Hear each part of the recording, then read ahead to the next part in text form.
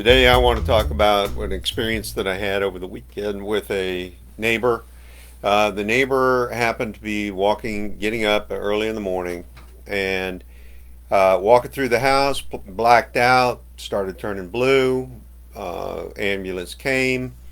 What happened was they took him immediately to the intensive care unit, and from there, they put him into um, a drug induced coma in order to chill the body down for oxygen to the brain. And it wasn't a pretty sight. So, why is it that men don't like to go to the doctor, to the hospital, to the emergency room, to the doc in the box? Well, for me personally, it boils down to this: I don't like to wait. I don't like to wait in the front room. I don't like to wait in the back room.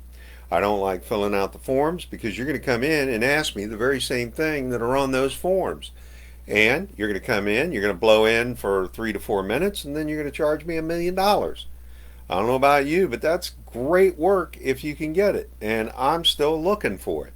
The other part about it is that we don't like bad news. And the next part of it is that we as men have been trained to use our bodies through societal pressure to use them as tools. So if it doesn't, isn't a deformity, we're not going. If it isn't bleeding, we're not going.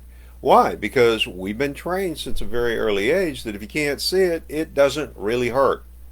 Now, what does that mean that we as men now, with a brain that needs to, we need to solve a few problems, we have some aches and pains, and we want to take better care of ourselves? Well, going in and getting those colonoscopies, going in and getting a regular health check, and understanding that if we are using a holistic model in our lives, the chances are that when we go to the doctor, it's going to be a much better, more pleasurable experience because we're going to be eating right, sleeping right, we're going to be exercising, and we're going to have great relationships.